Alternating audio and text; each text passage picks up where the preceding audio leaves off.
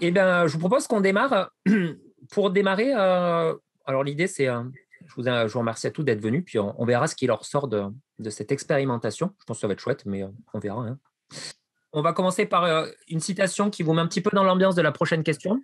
Ce qu'il me faudrait à chaque fois, c'est qu'il y ait une personne qui se sent inspirée par la citation, et derrière, je vais lui poser la question. La question sera juste sur l'image suivante dans Menti. Et en gros, l'idée, c'est on va laisser quelques 30 secondes, une minute à la personne, peut-être un poil plus, qu'elle ait le temps d'expliciter. C'est un peu comme si on était en entretien, que je vous recrutais pour un poste de Scrum Master, Product Owner, Coach Agile, ce que vous voulez. Et derrière, ça sera à vous de me donner la meilleure réponse d'après vous. Et puis, une fois que vous aurez posé votre réponse, le groupe pourra compléter via Menti. Donc, si vous allez sur Menti, vous allez sur menti.com. Il y a le code qui s'affiche là, c'est 98 55 48 02. Ceci étant posé, allons-y gaiement. Allons-y gaiement et bonjour à ceux qui nous rejoignent en cours de route. Alors, là, pour démarrer la première question, la thématique, ça va être, je vous ai pris une citation du Dalai Lama, d'où l'image pour ceux qui n'auraient pas percuté là. Le vrai bonheur dépend d'aucun être, d'aucun objet extérieur, il ne dépend que de nous. Est-ce que quelqu'un se sent inspiré, veut bien faire le premier à passer l'entretien de recrutement agile, hein, qui serait partant? Yannick, tu ouvres le bal des festivités? Allez, vas-y. Alors, la question du coup que je voudrais te poser, c'est celle-ci. Hop, ouais, on commence facile. Comment tu gères les dépendances entre équipes? Allez, vas-y, je te laisse. Et du coup, j'ai pas le droit de poser une autre question, il faut que j'y réponde direct, quoi. Comme. Parce que moi, j'aurais plutôt tendance à te dire quelles sont les dépendances que vous avez, comment s'organisent vos équipes pour comprendre comment les gérer. Tu veux faire une réponse de coach, c'est-à-dire que tu veux reposer. Non, c'est-à-dire que si je dois y répondre, je dirais ça va dépendre des équipes et de l'adaptation que je dois y mettre pour pouvoir gérer ces dépendances-là. C'est-à-dire que ça va dépendre du terrain et des dépendances telles qu'elles sont réellement. Est-ce que tu peux me donner un petit exemple du coup, peut-être un peu pour rendre ça un petit peu plus concret pour moi, est-ce que des fois ça t'est arrivé d'avoir justement cette notion d'avoir à gérer des dépendances entre plusieurs équipes, hein? Oui. Du coup, on va avoir des dépendances structurelles, ce qu'on pourrait avoir quand on n'a pas forcément des équipes entièrement intégrées avec des DevOps, par exemple, où on va avoir des équipes, on va être dépendant d'un service d'infrastructure qui est un peu plus en mode client-fournisseur. D'accord. Et du coup, on pose des demandes et ça peut durer 2 mois. Donc, du coup, dans ce cadre-là, comment gérer les dépendances? C'est justement de noter quels sont les temps moyens que l'on a avec cette équipe-là et, entre guillemets, soit de trouver des meilleurs canaux si c'est possible pour accélérer le système, soit de s'y prendre beaucoup plus tôt en connaissance de cause. D'accord. Donc, ta réponse est surtout autour de cette notion du coup de mesurer et puis d'essayer derrière de gérer autour de cette mesure-là? Ça pourrait être ça, mais ça dépend des cas, quoi. Ça dépend du contexte. Si on est entre deux équipes agiles, une qui est en Kanban et l'autre qui est en Scrum, et qu'on te dit, par exemple, toi qui es en Kanban, tu as besoin, là, dans la semaine prochaine, de faire un ticket, et qu'on te dit, ouais, ta demande elle sera traitée au prochain sprint planning dans 2 semaines, ouais, ouais, tu es un peu embêté. Donc, du coup, tu sais, et pareil. Donc, tu sais qu'il faut prévoir au sprint planning de cette équipe-là, pratiquement 1 mois à l'avance, quoi. Yes. Ou aller essayer de participer à leur revue et leur donner notre besoin à nous et de voir comment on peut alléger ou les aider à avoir un autre système de gestion. Ok. Candidat Yannick, je te remercie pour ta réponse. Sachant, voilà, l'idée, c'est qu'il n'y a pas de bonne ou mauvaise réponse. Du coup, on est tous des recruteurs. Et ce que je vous propose de tester, alors ça me permet de tester les fonctionnalités sur Menti en plus en même temps, c'est que normalement, du coup, savoir comment vous allez recruter Yannick par rapport à sa réponse. Donc, vous avez 2 échelles, c'est savoir Je vous ai pas dit, du coup, Yannick, je t'ai pris en traître, hein, mais c'est nous, ce qu'on aime bien aussi, c'est les gens qui sont fun. Donc, savoir, vous avez deux possibilités pour voter. C'est sur le fun de la réponse et sur la pertinence, en tout cas, si la réponse qu'il a donnée vous a plu ou pas. Je vous laisse vraiment 5-10 secondes si vous avez Menti ouvert. Donc, je vous rappelle, c'est sur menti.com et une fois que vous êtes dessus, vous rentrez 98 55 48 02. Hop là. Bon, les gens, ils aiment plutôt bien ta réponse, mais ils t'ont pas trouvé très, très fun sur ce coup-là, Yannick. Je suis désolé, mais… Ouais, mais après, c'est vrai que ça dépend de l'équipe. J'aurais pu aussi dire, écoutez, moi, je vais voir, je vais aller dans l'équipe, je vais essayer d'hacker ça, je vais arriver avec des gâteaux le matin et mes demandes vont passer plus vite. On peut aussi le voir comme ça. Je suis en entretien d'embauche, donc du coup, je vais m'abstenir de dire que je vais déjà venir fracasser tout le système.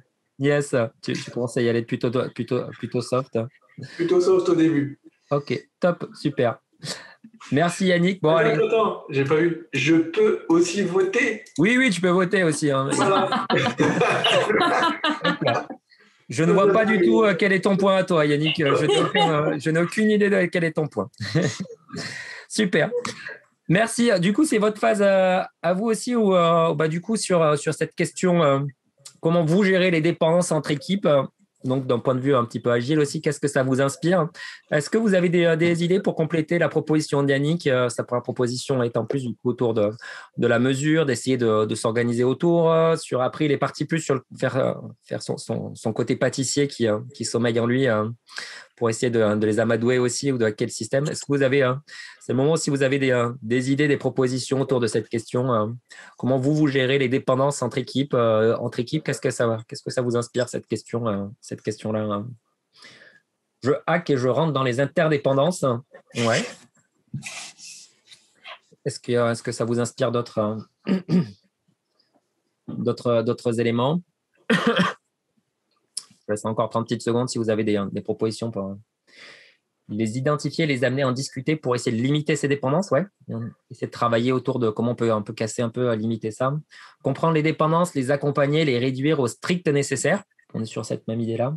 Créer un point de synchro activable si nécessaire pour que les équipes puissent communiquer sur leurs attentes respectives et échangent. Dans un PI planning ou en SOS lors de cérémonies à l'échelle, ouais, ça peut être aussi un point sur ce côté un peu de séquencer des moments réguliers pour gérer ces interactions. Je ne les gère pas, je les supprime. Ok, là on est dans la même idée, mais encore plus brut de pomme. Je demande à l'équipe de lister toutes ces dépendances. Ouais, ça pourrait être aussi le premier travail, déjà de commencer à les matérialiser, de les lister. Bon point.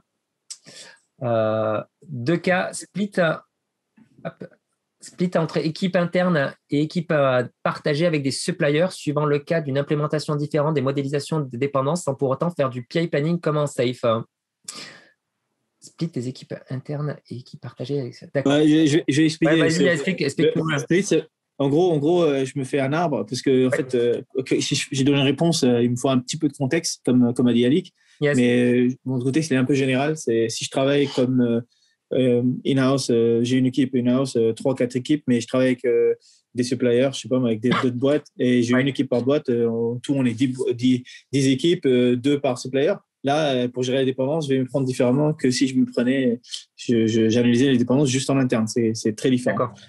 Mais la méthode en général, quel que soit le cas, entre ces deux cas, j'utilise beaucoup la modélisation graphique, visuelle et partagée. C'est-à-dire que je commence d'abord par capturer ce dont me parlent les gens, mais je mets un board visuel pour que, comme 90% des vraies dépendances émergent au fur et à mesure qu'on les découvre, inclus pour les développeurs, là, je vais laisser les compléter et je vais essayer de réserver peut-être 5 à 15 minutes par rétro pour discuter des dépendances et comment les enlever, puisque pour moi, ça fait partie des improvements. Ok, top. Je te remercie, Marou, pour l'éclaircissement. C'est beaucoup plus clair. Top. Et on avait encore aussi, en les anticipant, ou alors identifier, supprimer si possible, sinon rapprocher les équipes le plus possible. F2F, je n'ai pas l'acronyme F2F, tiens. Face to face, je suppose. Face to face. Bien vu. Merci. Super. Eh bien, écoutez, candidat Hammer, je vous remercie d'être venu nous voir. L'équipe monte une carte du style Mindplan aussi, où on avait aussi… Ah, il y avait quelque chose aussi. Ok, parfait. Eh ben, on va passer à la question suivante. Du coup, il va nous falloir un autre candidat. La citation pour vous éclairer sur la prochaine, pour votre choix, de savoir si vous avez passé cet entretien ou pas. Ça sera mon point fort, si j'en ai un, c'est la performance. J'en fais toujours plus que ce que je dis. Je produis toujours plus de ce que je promets. C'est de Richard Nixon. Alors ça, je trouvais qu'elle est... C'était du Donald Trump avant l'heure. Déjà, ça n'inspire pas confiance. J'avoue que... Qui serait partant pour passer à la prochaine question de recrutement Vous n'avez pas compris le fond de Nixon. C'est qu'en réalité, il ne promet pas beaucoup dès le départ. Oui, ça peut être ça aussi, j'avoue. Ça peut être... Connaître le bonhomme Thomas, vous en parlerez s'il était là. Yes. Qui pour passer le prochain entretien, prochaine question de l'entretien? Bon, allez, j'y vais. Tu vas, Marou? Super. Ouais. Alors, Marou, merci d'être venu parmi nous. La question que j'aimerais te poser pour cet entretien de recrutement est la suivante. C'est question classique, mais ces questions qu'on me pose souvent. C'est comment on évalue la performance individuelle dans une équipe agile? Oh là là. Bon, alors, déjà pour moi, il faut que tu partages comment je vois, quelle est pour moi l'utilité de la performance, ouais. Déjà. Parce que pour moi, en fait, c'est pas, je suis pas dans la mentalité métrique à mort et puis forcer les gens sur une courbe normale. Mon but, c'est que l'équipe reste cohésive et qu'elle performe comme équipe, en gros, comme groupe, d'accord? D'accord. Donc, comment je le fais? C'est que déjà, il y a des critères qui sont assez généraux en termes de skills et de flexibilité, d'adaptabilité, de commitment à l'équipe. Ça, c'est des skills généraux. Là, je les garde pour moi et je les utilise dans du one-on-one coaching pour essayer d'améliorer la performance. Et il y a des critères qui sont pour moi dépendants du projet dans lequel je suis, sur le produit sur lequel je travaille, les technologies avec qui je travaille et l'organisation dans laquelle je travaille. Donc, la performance individuelle, voilà. Donc, c'est pour cette partie-là, la partie qui dépend du projet, du produit et technologie. Là, je vais me prendre en deux parties. La première, c'est je vais regarder ce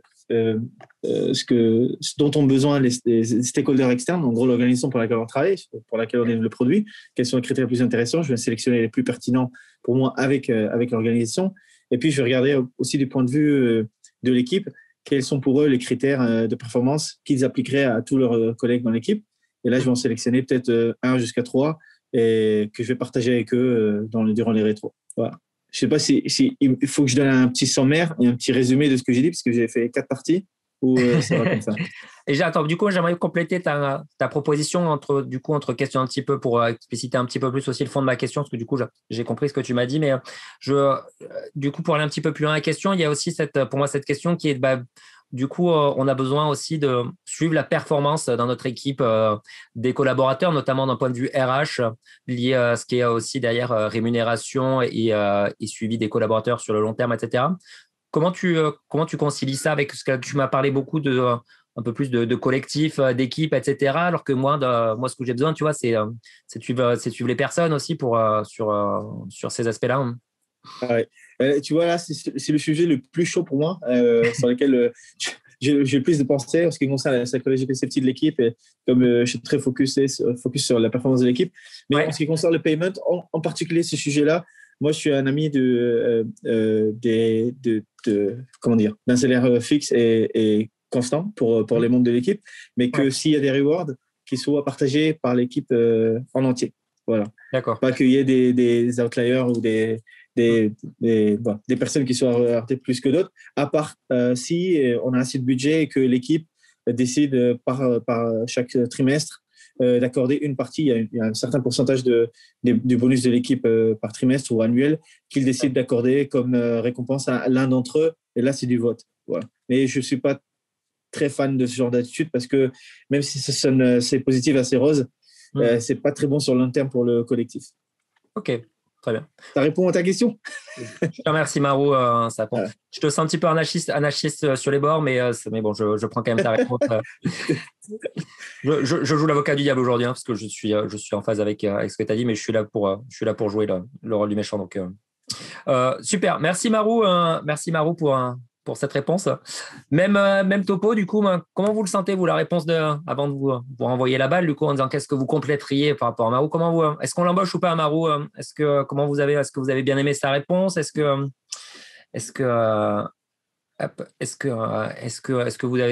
vous avez trouvé ça fun aussi ou pas? Je vous laisse 10 petites secondes pour savoir si on l'embauche ou pas.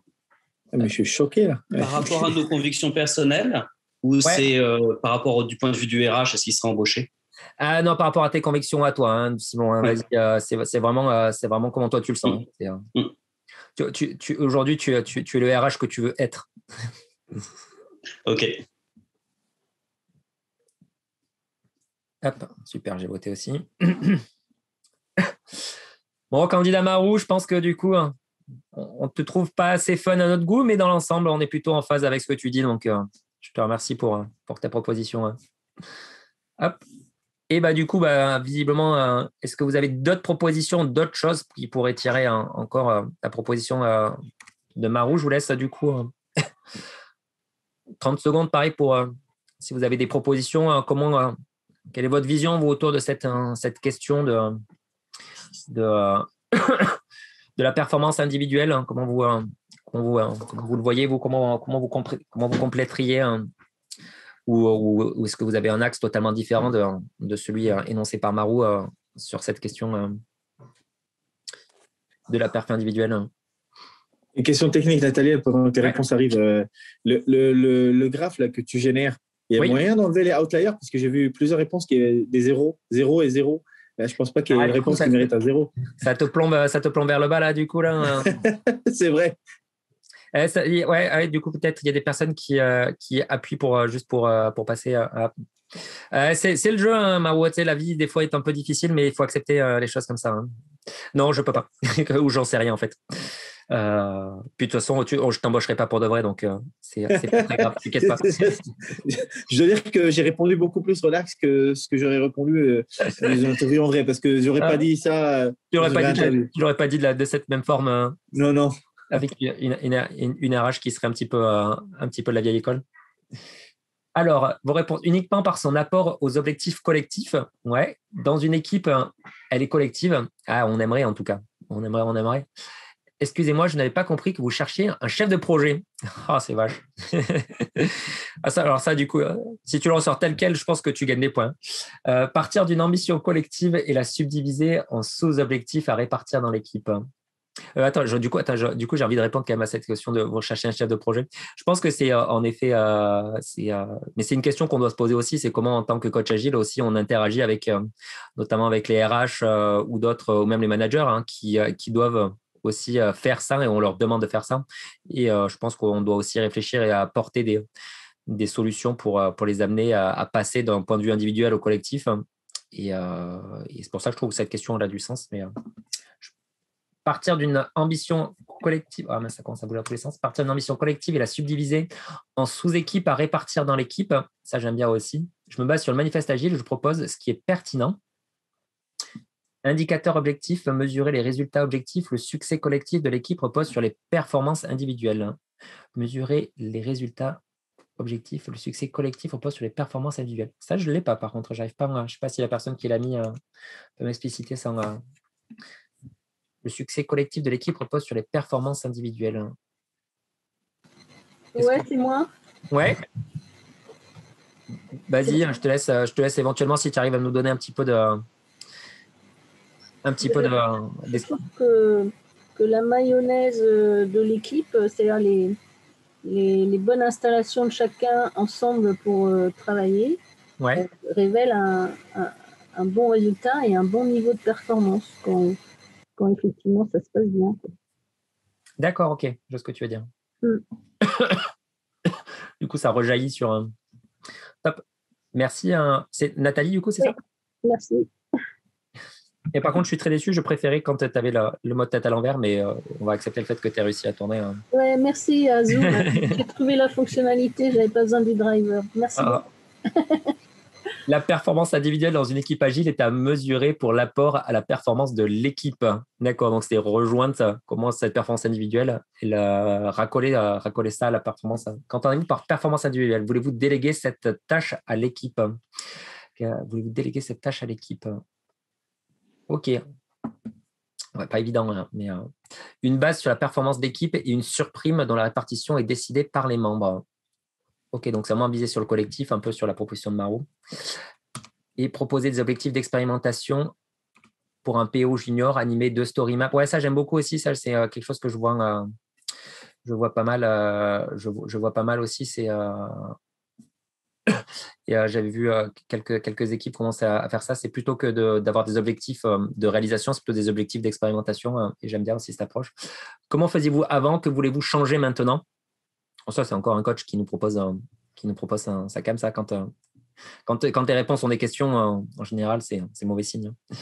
Séduire la performance éval n'est normalement pas partie de mes responsabilités de Scrum Master.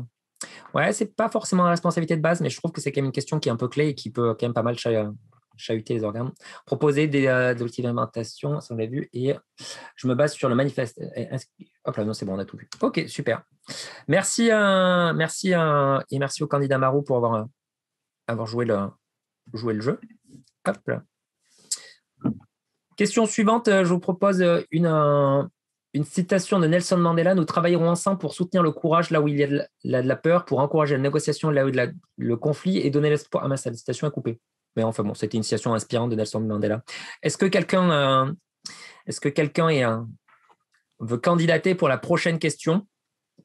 Qui se sentirait partant pour passer cet entretien pour la prochaine question? Qui veut bien se jeter à l'eau? Bah allez, je vais tenter de relever le défi. Farouk, tu passes l'entretien avec nous? Allons-y. Méfie-toi, tu as un panel de gens très exigeants autour de cette table. Donc, j'en tremble. J'espère bien. Ne monte pas trop quand même, parce que sinon, ça peut te desservir. Hop là. La voix chevrotante en entretien, c'est pas top. Candidat Farouk, du coup, j'aimerais savoir, si ça t'arrive de temps en temps, puis comment tu fais si ça arrive, comment tu gères un conflit entre deux personnes? Imagine stand-up, deux personnes, boum, conflit un peu rude. Comment tu gères ça, toi, de ton côté? Alors, la manière rigolote de gérer ce genre de problématique, c'est de toujours avoir des paires de gants à portée de main. Il s'était fait licencier pour ça à l'époque. Oui, c'est vrai, mais bon, mais c'est tellement drôle. Et ensuite, plus sérieusement, mais ceci dit, pour avoir déjà eu ce genre d'approche, c'est très pratique pour calmer tout de suite le jeu. Parce que finalement, les gens se trouvent eux-mêmes ridicules et du coup, ça calme souvent leurs ardeurs et ils reviennent sur des bases beaucoup plus constructives. Et sinon, plus sérieusement, mais en allant quand même un peu dans ce sens-là, en général, j'essaie d'intervenir pour éviter que ça ne devienne trop personnel, si je puis dire. Ouais. Leur rappeler qu'on est là pour être dans le respect des uns des autres, qu'on essaye tous d'arriver au même objectif et que ce n'est pas en faisant monter la pression qu'on arrivera à trouver des solutions. Que chacun a certainement raison, en partie au moins, qu'il vaut mieux rester sur les bases d'une discussion saine et sereine pour arriver à trouver une solution plutôt que de commencer à devenir agressif. D'accord. Donc, tu essaies un peu de rationaliser, de les ramener un peu plus sur un terrain de… C'est ça, et leur rappeler nos objectifs communs. D'accord. Est-ce que tu peux expliquer du coup cette partie m'intéresse aussi? Comment tu fais pour leur rappeler les objectifs communs? Est-ce que tu as quelques pistes ou pas? Après, ça dépend de la situation et un peu des personnalités des gens, mais souvent, le plus souvent que j'ai pu le constater en tout cas personnellement, c'est ce genre de discussion arrive toujours entre deux personnes qui n'ont pas exactement le même travail. Un testeur, un développeur, un business analyst, un développeur, enfin bref. C'est souvent les développeurs quand même au milieu. Mais, ça balance. Ouais, c'est ça. Non, mais après, ils sont un peu au centre de l'histoire, donc c'est normal. Oui.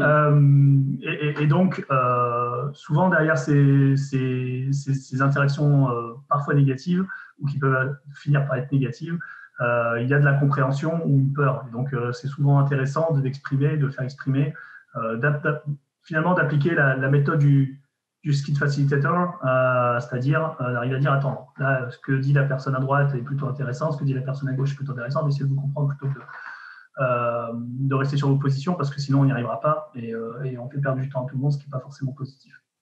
Ok. Voilà. Donc, c'est vraiment une approche de facilitateur. Top. Merci Farouk. Eh bien, écoutez, je vous propose du coup de petit peu jauger un petit peu la performance de notre candidat Farouk à cette question autour de la gestion du conflit. Qu'est-ce que ça vous inspire comment vous avez je voulais voter aussi, mais je vous laisse du coup. Hop. Est-ce qu'on l'embauche ou pas?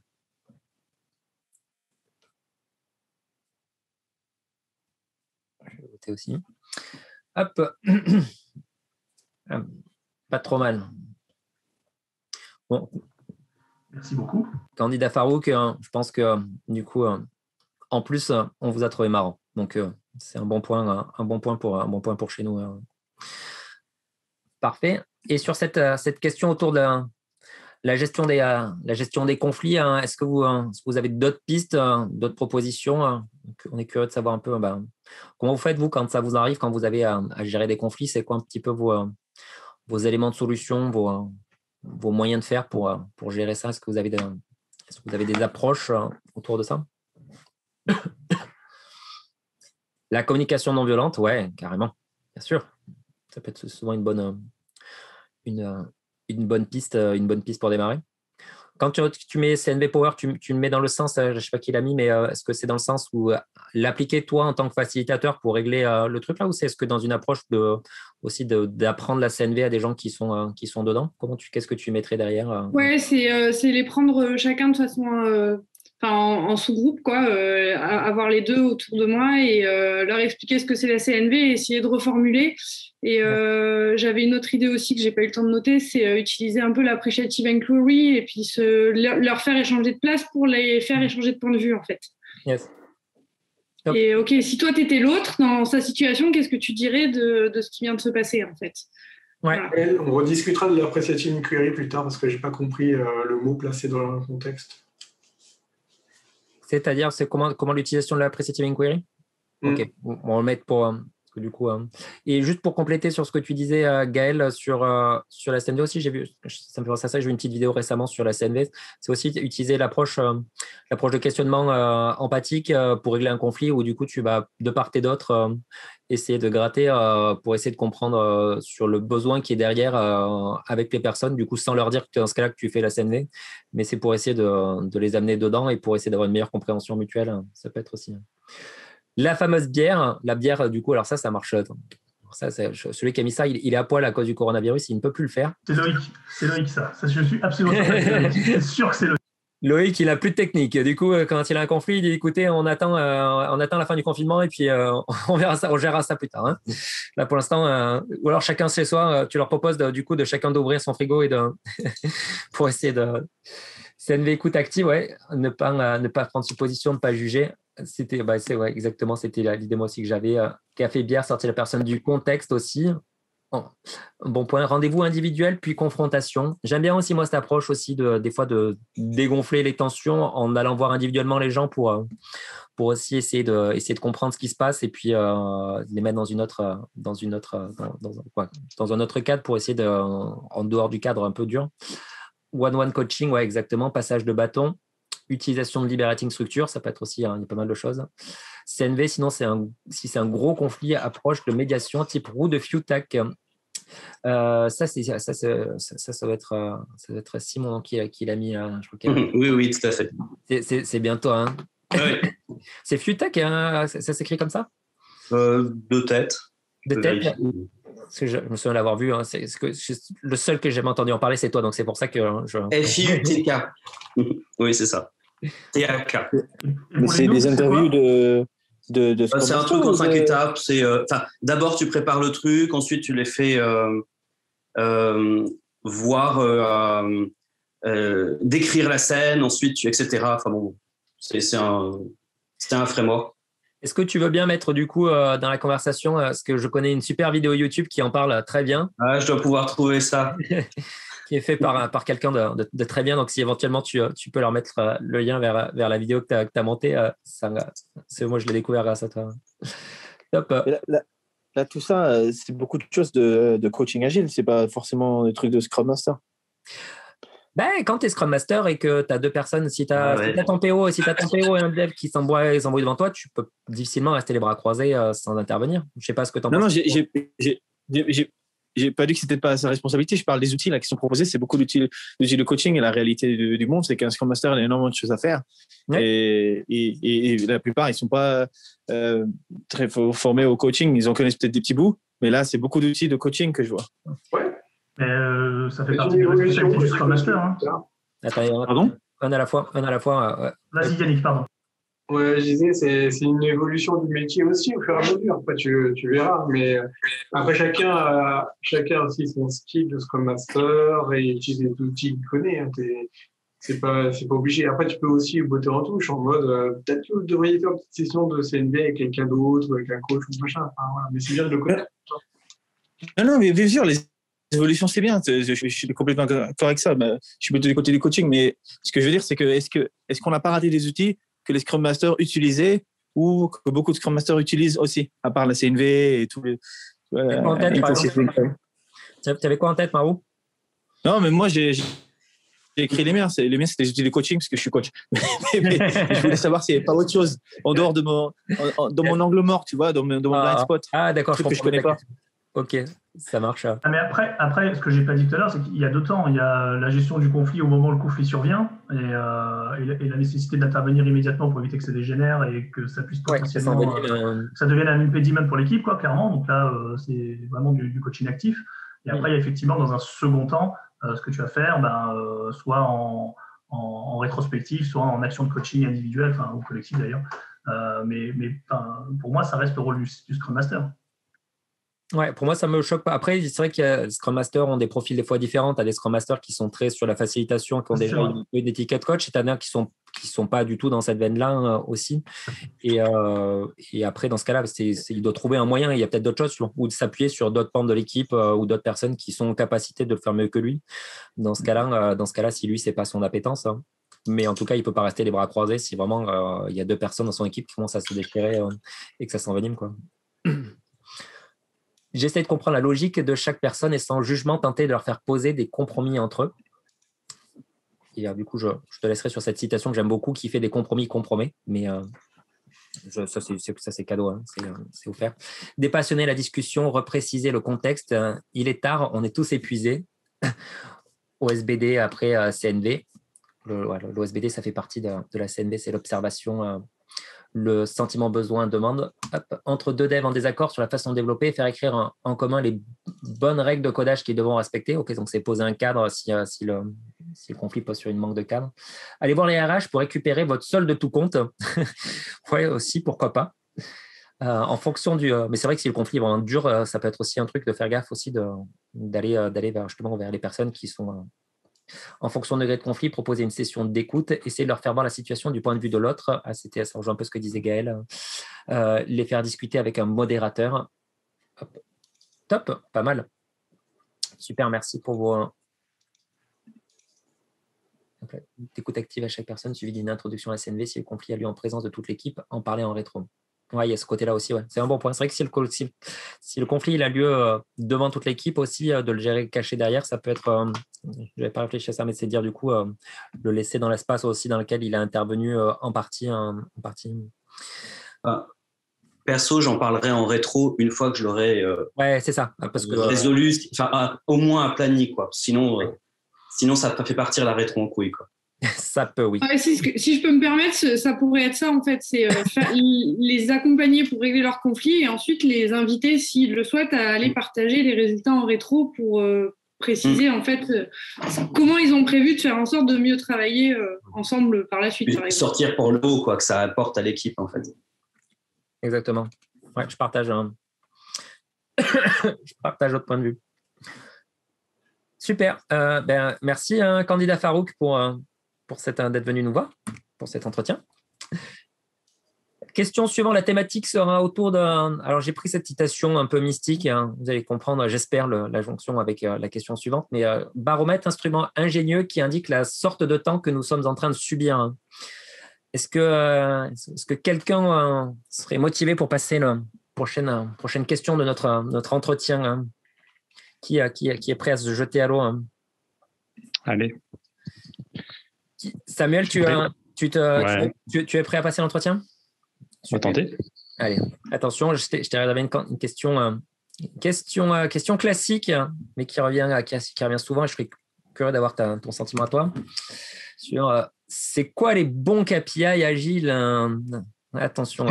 Excellente question. J'ai eu hier lors d'un entretien. Alors, attends, du coup, si on te retient, c'est que tu seras retenu dans ton entretien. Ouais, je ne sais pas si tu as eu la réponse déjà, mais allez, vas-y, je te laisse nous faire ta proposition. Un bon KPI agile, c'est ce qui permet à l'équipe de fournir le bon produit au bon moment et qui les aide à eux et au produit. Est-ce que tu peux me donner un peu des exemples donc, sur cette notion sur cette idée de bon produit au bon moment? Est-ce que tu pourrais me donner un peu si tu as des exemples en tête, hein? Oui, de voir qu'ils ne s'éparpillent pas sur plusieurs sujets, qu'ils arrivent à terminer un sujet plutôt qu'un autre et qui correspond à l'objectif du sprint et du produit. De voir que par rapport au sprint, est-ce qu'ils sont en décalage de l'estimé pour les aider à voir s'ils dévient.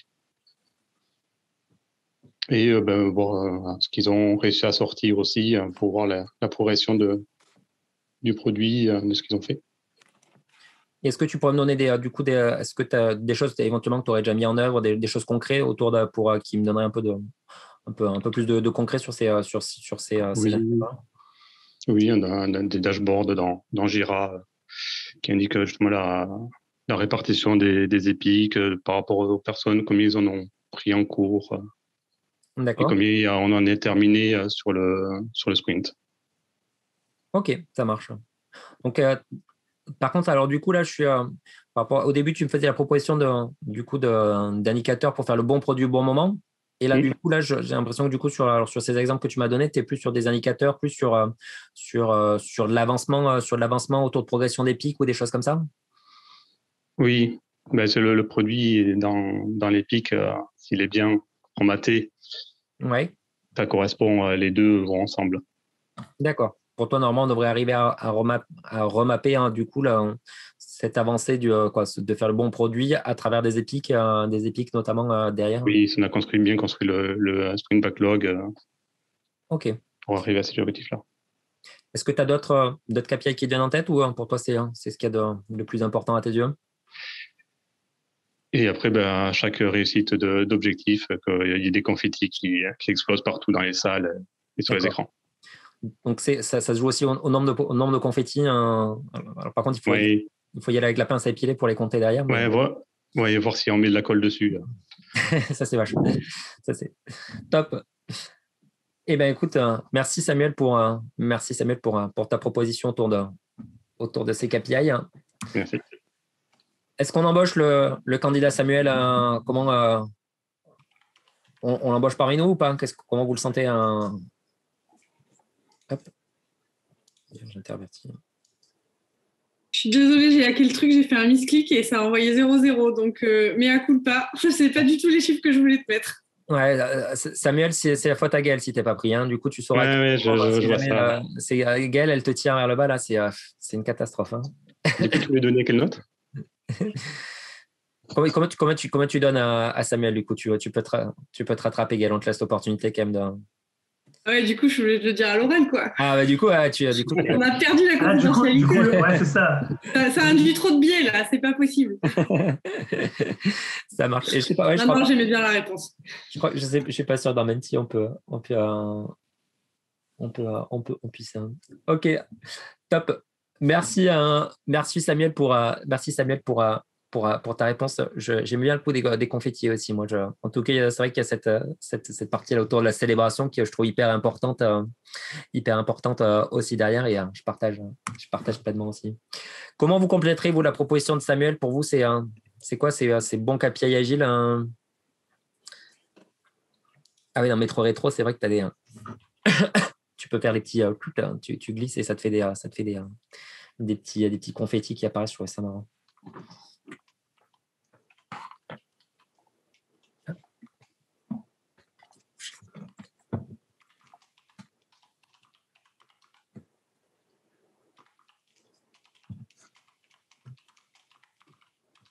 Hop.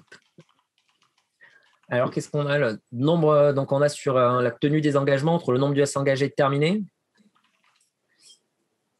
Mettre en place le NO. No estimate, j'imagine peut-être, non? Comment ça s'initie? Non, NPS, pardon. NPS. NPS. J'essaie de...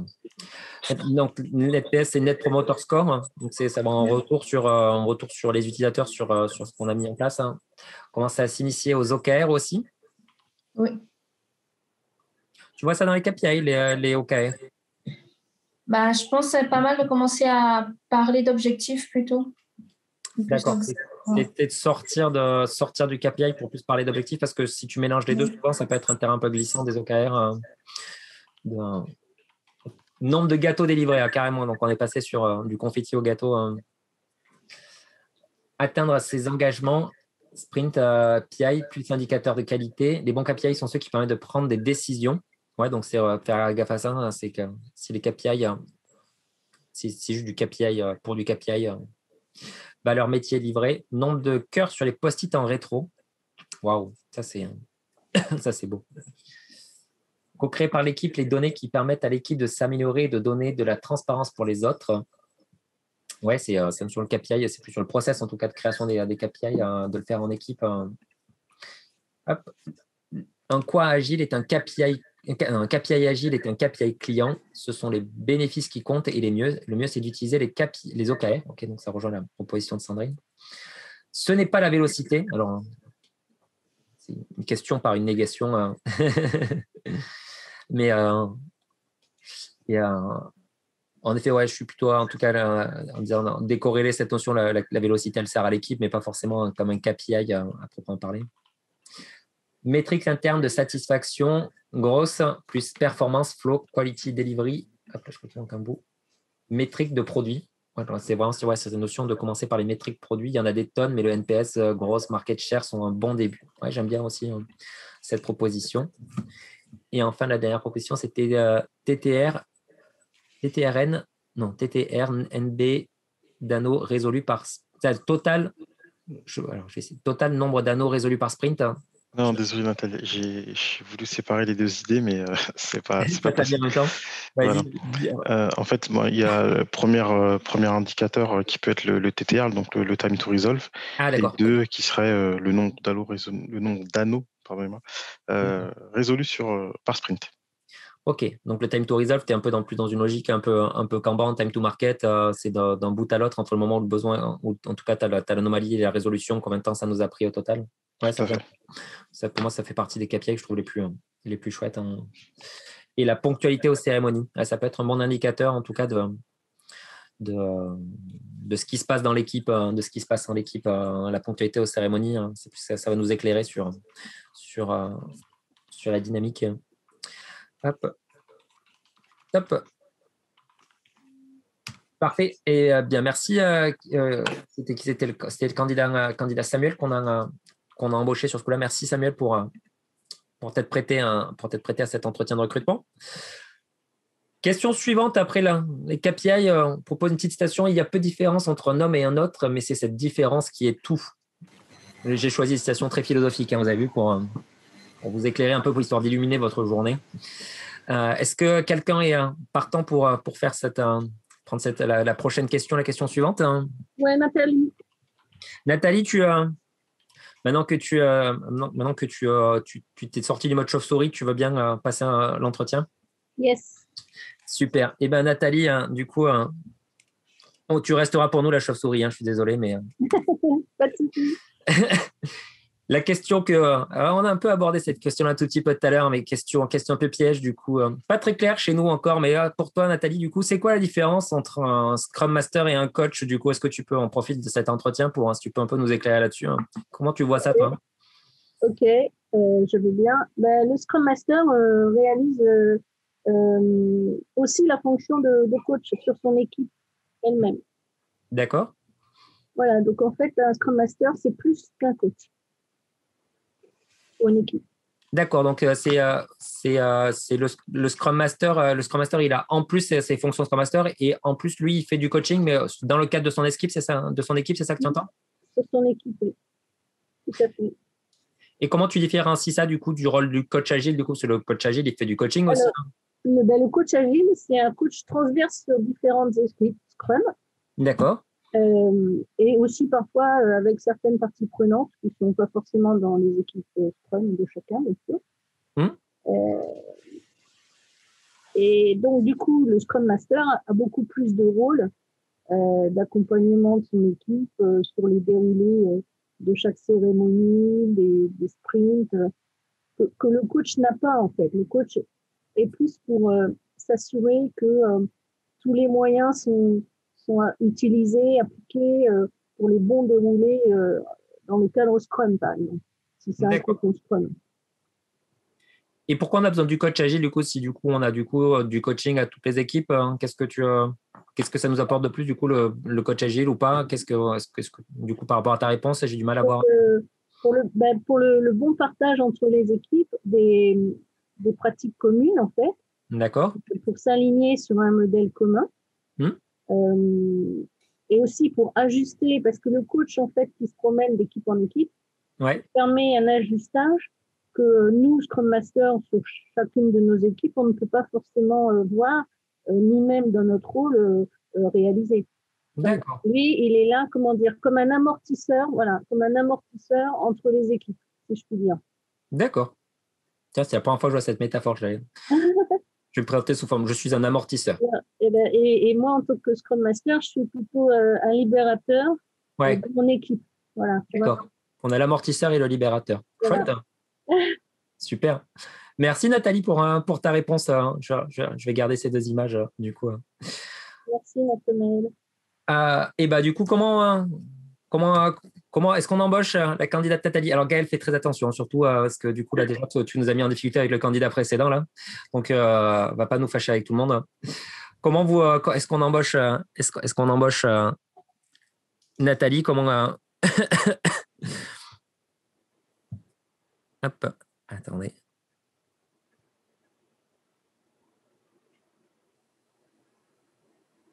Hop. On a un panel de sélection qui est très dur, hein, méfiez-vous là. Super, bon, ouais. Nathalie, je crois qu'on va, on va réfléchir pour un deuxième entretien, ça a l'air plutôt collé. Hein. Merci. Je vais le noter dans un coin, en tête. Scrum Master est un libérateur, le coach agile est un amortisseur. Je vais le garder. Hop. Vous, qu'est-ce que ça vous inspire, cette question sur la différence entre un coach agile et un Scrum Master? Est-ce que vous avez plus de choses que ça encore en tête? D'après vous, est-ce que ça vous évoque d'autres éléments pour compléter la proposition de Nathalie?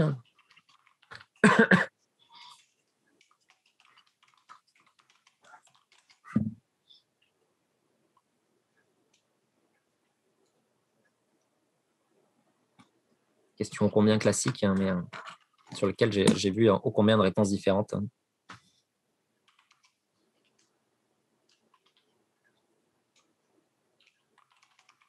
suis pas convaincu qu'il y ait consensus sur la réponse à la question.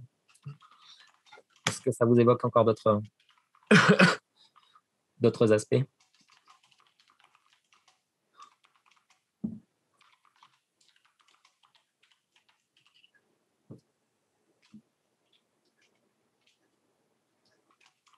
Alors, le Scrum Master est dans l'équipe et le coach reste à l'extérieur. C'est exactement la proposition qui a été faite. Les deux premières propositions sont très alignées. cette notion de faire partie, d'être à l'intérieur ou à l'extérieur.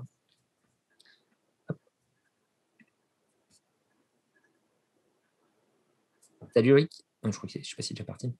Le SM est le coach local à son équipe. Le coach est quant à lui transverse à toutes les équipes. Ouais, donc ça rejoint la proposition de Nathalie. Coach aide à la prise de recul du Scrum Master. Ah, c'est intéressant aussi. J'aime bien cette idée-là. Pas besoin de coach avec un SM expérimenté. Le coach peut aider à aller plus loin et un apport de vision méta à l'équipe par rapport au SM qui est dans l'équipe. Pourquoi pas? Alors là, dire qu'un coach agile est inclus en termes de responsabilité, tâche, skill dans un Scrum Master, j'abandonne toute discussion. Ça va au-delà de mes capacités de réflexion. J'ai vu beaucoup d'Eval qui étaient d'accord. Alors, on a touché un point critique. Là.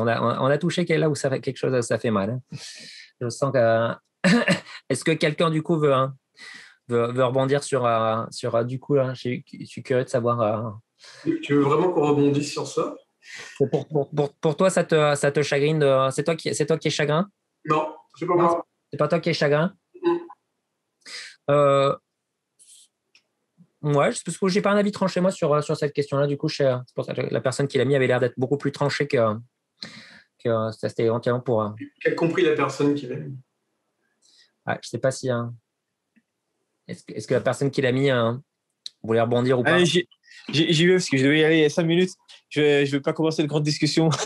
Mais, tu vas ouvrir la porte de Pandore. Je vais essayer de faire en.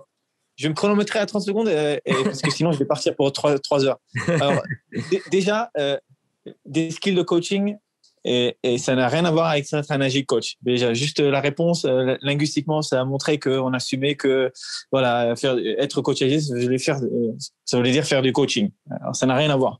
Et sans partir sur les distinctions qui ont été déjà mentionnées, c'est-à-dire le scope du travail, tout ça, le Scrum Master, c'est dans son équipe, le Agile Coach, bon, peut-être plusieurs équipes, bon, mais dans ce cas-là, on n'en a pas besoin. Il y a des Scrums, il y a des Scrum Community of Practice, ils s'échangent entre eux. Il y a même des Scrum qui gèrent des rétros pour d'autres Scrum Masters. Il y a 1000 mécanismes qui permettent de faire ça. Pour moi, dans mon expérience, moi, je fais plutôt la stratégie. Je suis redescendu dans la partie opérationnelle il y a peut-être même pas un an.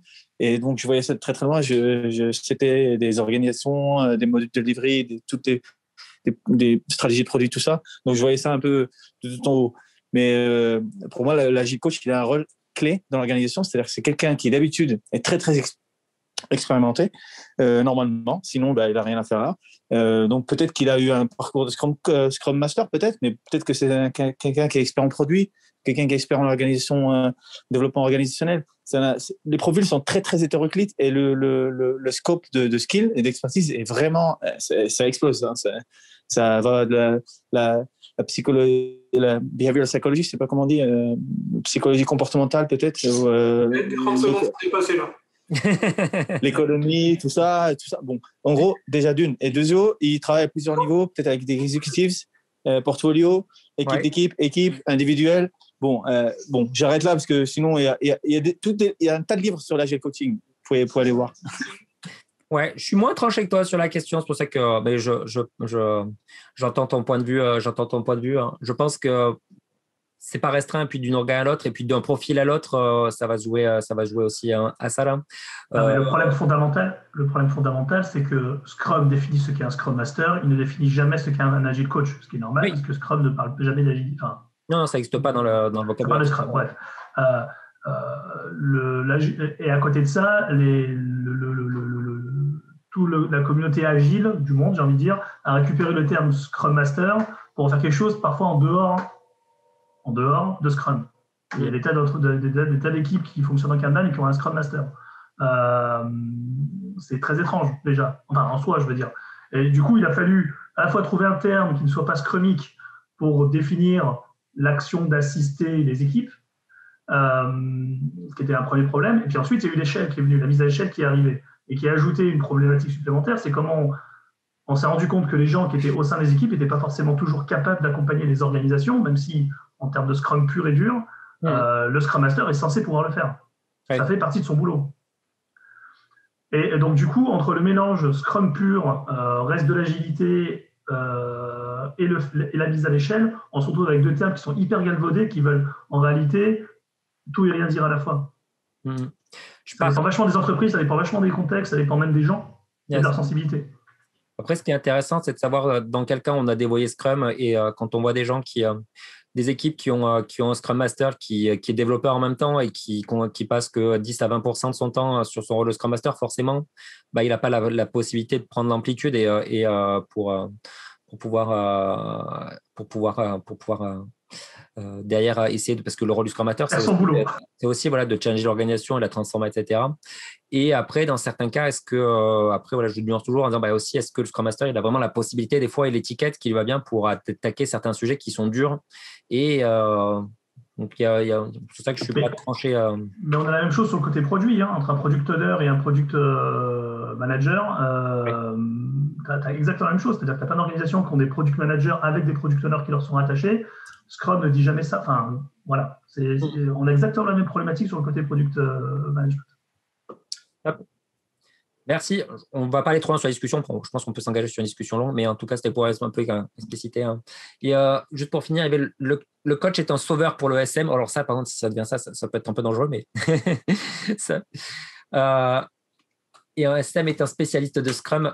Un coach est un spécialiste de l'agilité. Un SM maîtrise l'agilité et un coach maîtrise Scrum. C'était quoi la question? Oui, je partage. SM reste le temps de la vie d'un projet. Coach forme le SM et part à la fin de la transfo d'emballage quand on est en entretien dans un centre de service de coach. Et, en effet. Super. Est-ce qu'on a balayé les réflexions clés? Top. Il nous manquait une. Le coach porte et transporte la parole agile. Ça, c'est beau aussi. Et le TGF, oui, ça part. Ça. J'aime beaucoup le TGF. La différence. Et non, mais c'est après. Et après, il y a beaucoup de. Bon, on va aller sur un terrain glissant. Super. Est-ce que vous êtes motivé encore pour encore une petite question? Est-ce que une dernière. Une petite dernière pour la route? Une petite question, du coup, une petite citation d'Alexandre Jardin. Le besoin de sécurité asphyxie l'âme. Ah oui, en plus, on finit par une bien, là. Ah oui, celle-là. Qui se sent d'humeur taquine pour finir en beauté, là? Moi, je suis toujours taquin. Comme j'ai déjà fait. Est-ce qu'il y en a d'autres qui veulent Est-ce qu'il y en a d'autres Est-ce que Hervé, Gaël, Julien ou d'autres Hervé, t'es partant? Vas-y, je suis parti. Ouais, je t'en ai gardé une bonne pour toi. C'est une question qui fâche. Est-ce que Safe, c'est agile? Est-ce que Safe, c'est agile? En fait, je pense pas la question, c'est pas une approche méthodologique est agile, en fait. C'est plus la partie organisation. D'accord. Donc, Safe est un cadre, en fait. Safe propose certaines choses dans certains cadres. Après, je pense que ce qui est plus important, c'est dans la manière dont on va la mettre en pratique. D'accord. Voilà. Donc, je pense que c'est plus la façon dont on va mettre en place un cadre qui va être agile que le cadre en lui-même, en fait. Et est-ce que du coup, voilà, j'entends beaucoup parler de gens qui déploient Safe pour justement mettre en place de l'agilité chez eux. Est-ce que tu penses que ça peut aider du coup de mettre du Safe? Est-ce que ça pourrait nous aider si on mettait du Safe chez nous pour devenir plus agile? Alors, je pense que Safe apporte des choses qui sont intéressantes en fait d'un point de vue organisationnel en fait. À grosse organisation qui n'a pas, ou d'autres frameworks n'ont pas forcément une réflexion qui soit aussi poussée que ça. Ouais. En particulier vraiment sur la partie vraiment grosse organisation.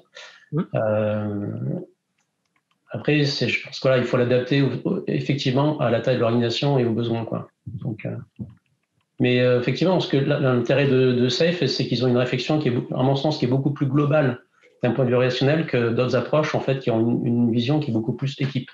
Donc, en fonction de ce qu'on veut réaliser, on peut être à une approche qui est plutôt je commence avec une équipe et je grossis, ou je vais essayer de commencer à repenser en fait l'organisation. Ok. Mais voilà. Après, je pense que surtout c'est effectivement la manière dont on va le mettre en place.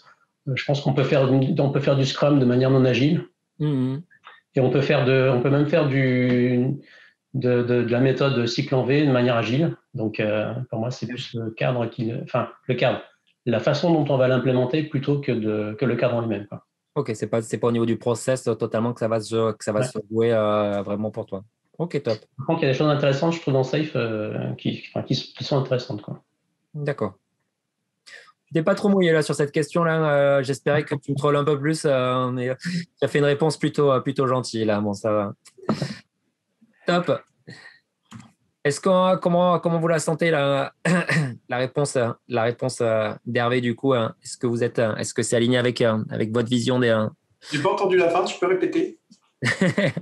Non, en fait, alors pour essayer de restituer la réponse, tu me diras si je te la dévoie pas trop, mais la réponse d'Hervé, c'était plus dire que c'était pas le process qui joue, c'était plus la manière dont on le mettait en œuvre qui allait jouer plutôt que le process en lui-même, et qu'on pouvait du coup potentiellement prendre des méthodos agiles sans être du tout agile, ou à l'inverse avoir un cadre qui n'était pas en process à la base, qui n'était pas agile, mais d'être malgré tout créer un cadre qui était pas mal, quoi. Ça va, je dis pas de conneries, je n'ai pas dévoyé ta réponse.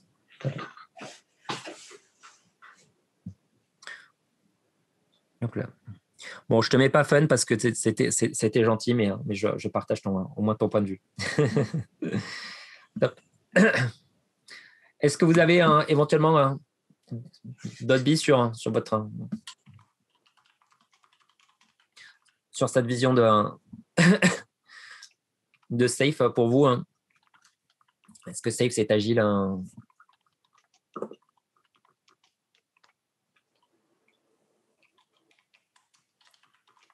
C'est une question de sens et de mindset. Vous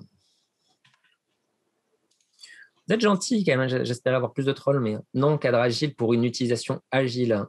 Cadre non agile pour une utilisation agile. Ah, enfin, quelqu'un qui sort un peu les gants de boxe. Faire des projets à 250 voire plus, c'est agile. Pour moi, non. Ah, il y a cette notion autour de est-ce que du coup, il faut adapter le process au cadre ou le cadre. Allez.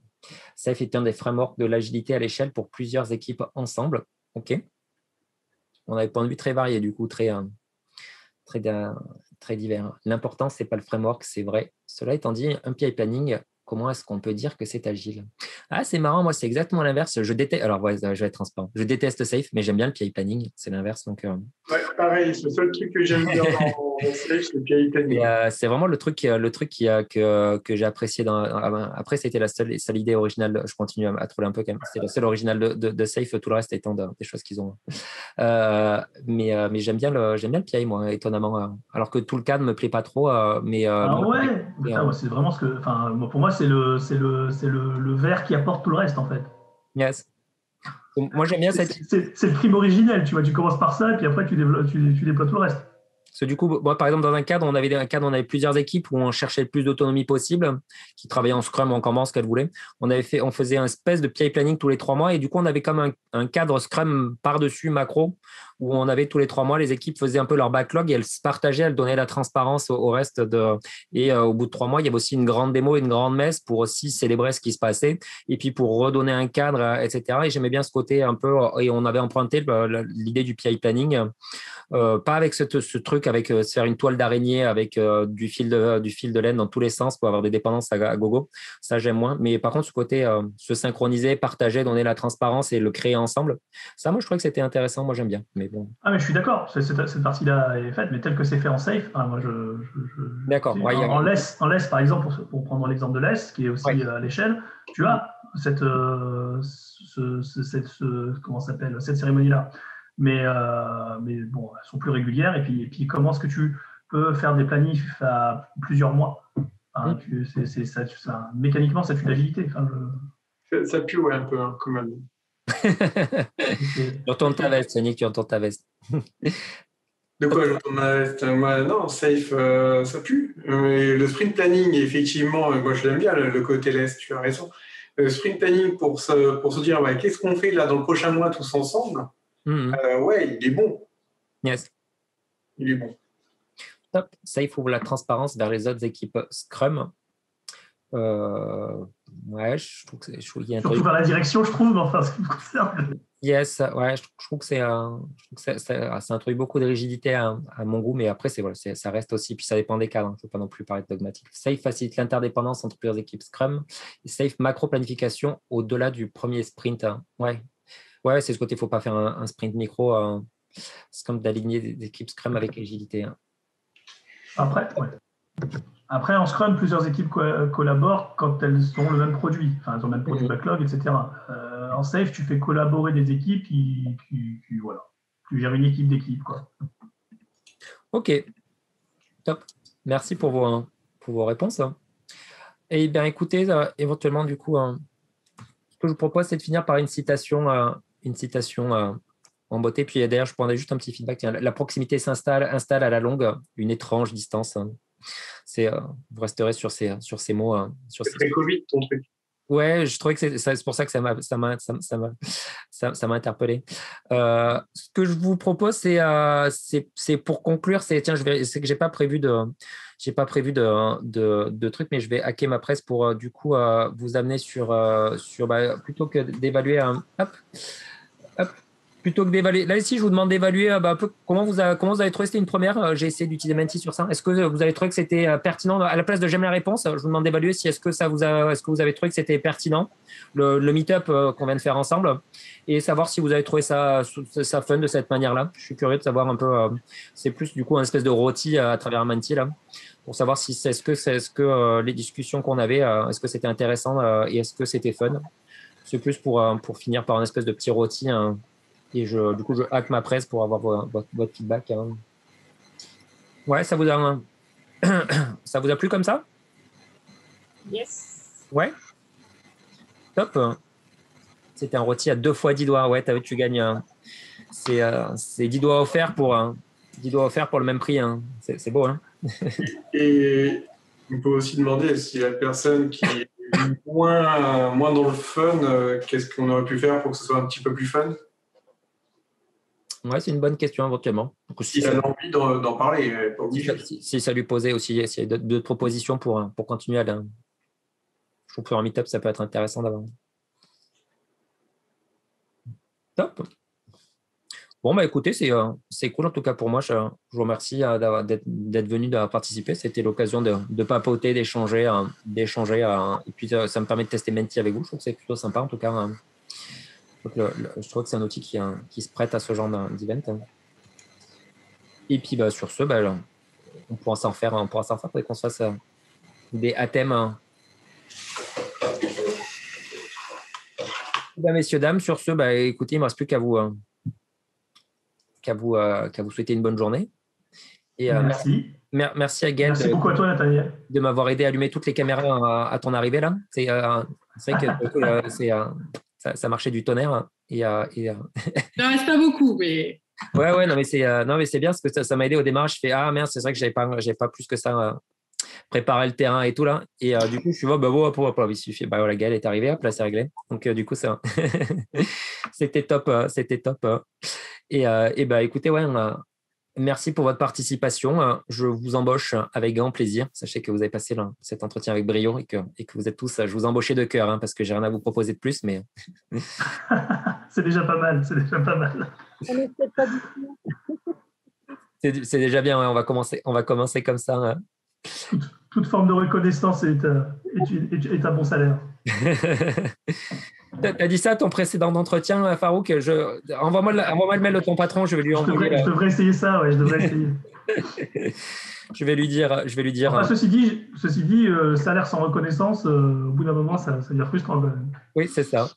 Les deux vont ensemble. C'est ça.